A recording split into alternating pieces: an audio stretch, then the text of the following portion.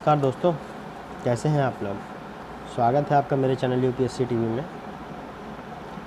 आज मेरा ये भारत के गौरव नामक सीरीज़ का दूसरा वीडियो है और अगर आज मैं अपने वीडियो में इस शख्स को शामिल ना करूं तो हो सकता है कि मेरे लिए ही बेईमानी हो।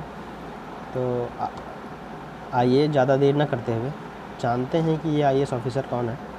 ये हैं ओपी चौधरी जी, जो 2005 बैच के आईएएस ऑफिसर हैं। इनका जन्म 2 जून 1981 को हुआ था। ये छत्तीसगढ़ जो है राज्य जो है, वहाँ जो एक बयांग नामक जगह है जो रायगढ़ ज़िले में स्थित है, वहाँ उनका हुआ था। बचपन से इनकी पढ़ाई लिखाई वहाँ के सरकारी स्कूल में हुई थी और 8 साल की उम्र में इनके पिताजी का देहांत हो गया था। अपनी माँ के साथ इन्हें अपने पिताजी की पेंशन के लिए एक दफ्तर से दूसरे दफ्तर भटकना पड़ता था और बहुत ही मेहनत के बाद तब तो कहीं जाके कुछ हुआ। इसके बाद इनका बचपन काफ़ी, चूँकि पिताजी की मौत ही हो गई थी तो बहुत कठिनाइयों में बीता और उनके मन में वहीं से एक विचार आया कि बड़े होकर मुझे ऐसे लोगों के लिए कुछ करना है जिनकी कोई समाज में सुनता नहीं है। धीरे धीरे जब वो बड़े हुए तो उन्होंने अपना ग्रेजुएशन भिलाई से ही किया। बताते हैं कि जब वो ग्रेजुएशन फर्स्ट ईयर में थे तो वहाँ जो एक बार उनके मन में आया कि चल कर कम से कम आईएएस एकेडमी घूमी तो जाए और वहाँ चलकर एक बार देखा तो जाए कि जो इतने आईएएस ऑफिसर्स हैं उनकी ट्रेनिंग कैसे होती है। मतलब वहाँ से संबंधित उनके एक बार मन में इच्छा आई। फिर वो गए भी, लेकिन मसूरी के गेट पर जब वो पहुँचे थे तो वहाँ के जो गार्ड ने उन्हें अंदर जाने से रोक दिया कि आपकी जो है अभी ऐसी आप लोगों की योग्यता नहीं है कि आप इस गेट के अंदर अभी जाइए। तो वहाँ से उन्होंने ये निश्चय किया कि एक दिन मैं आईएएस ऑफिसर बन के इस एकेडमी में जो है आऊँगा और यहाँ ट्रेनिंग करूँगा। तो ओपी चौधरी जी की पहला जो उन्होंने एग्ज़ाम दिया 2005 में। 2005 में उनका सिलेक्शन हुआ 22 साल की उम्र में।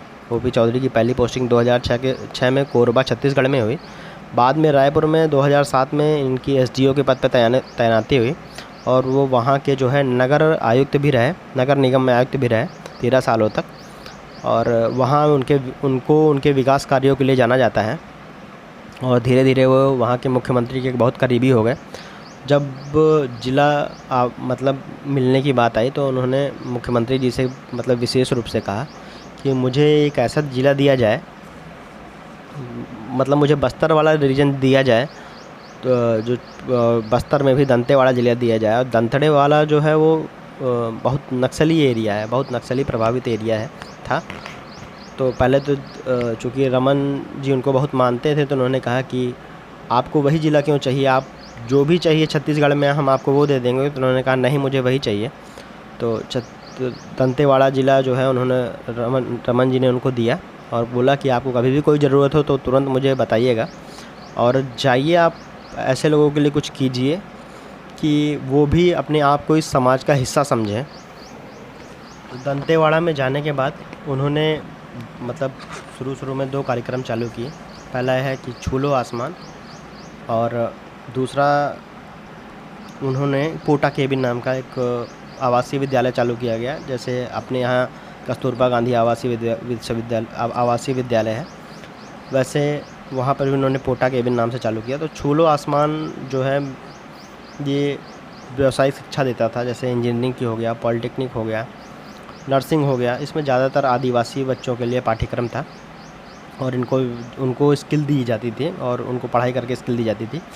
पोटा केबिन जो था उन्होंने दूरस्थ क्षेत्रों के बच्चों के लिए उन्होंने चालू किया था कि उन्हें भी शिक्षा मिल सके। ये जो है यहाँ ये आवासीय परिसर था, इसमें बच्चे रह के पढ़ाई करते थे।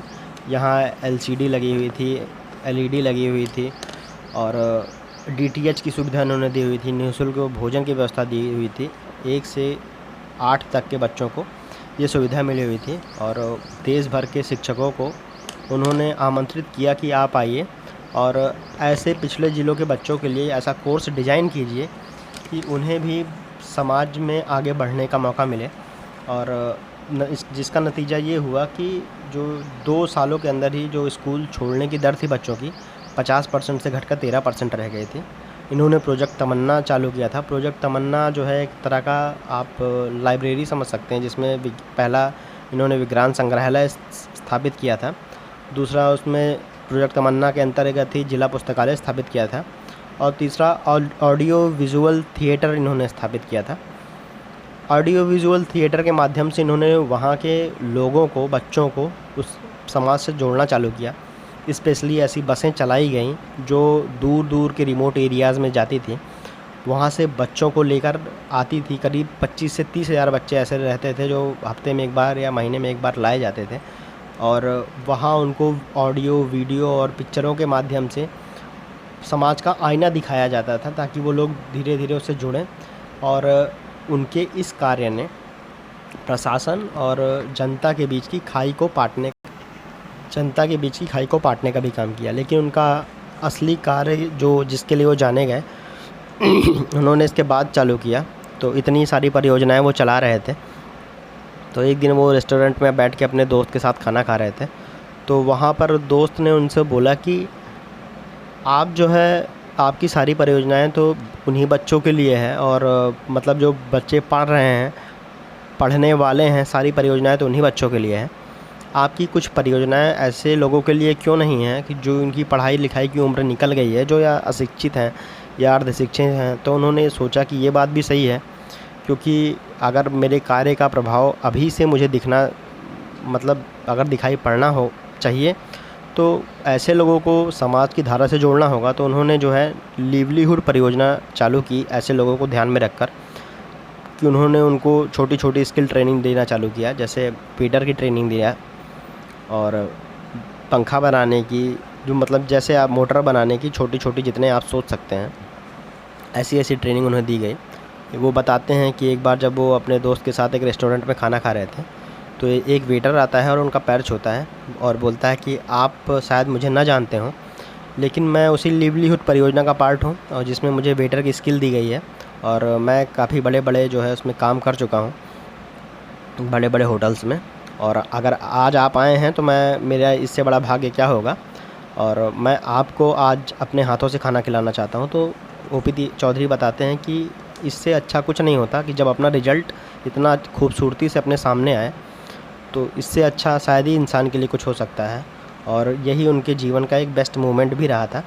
और उन्होंने दूसरी परियोजना चालू की जो नन्हे परिंदे नाम की योजना है, जो वंचित तबके के जो बच्चे होते हैं उन्हें जो है सैनिक स्कूल और नवोदय विद्यालय में एडमिशन के लिए, हालांकि उन्होंने एक बार नवोदय विद्यालय का अपने विद्यार्थी जीवन पेपर खुद भी दिया था, लेकिन वो बताते हैं कि उस समय उनका नवोदय विद्यालय में एडमिशन नहीं हुआ था, और उनके मन में ये बात कहीं ना कहीं थी। और ये जो नन्हे परिंदे योजना चालू करने का उनका मेन उद्देश्य भी यही था कि उनके मन में ये बात थी। और ये वंचित तबके के बच्चे जो है, अगर अपने आप को समाज का पार्ट समझते हैं, तो कम से कम उस आत्मविश्वास से भरे हों कि वो अपने आप को समाज का बना सकें। तो उन्होंने जो है ऐसी ऐसी परियोजनाएं चालू की। जैसा आप सभी लोग जानते भी हैं कि शुरू में किसी के भी काम किसी को अच्छे नहीं लगते, और ख़ासकर नक्सल एरियाज़ में।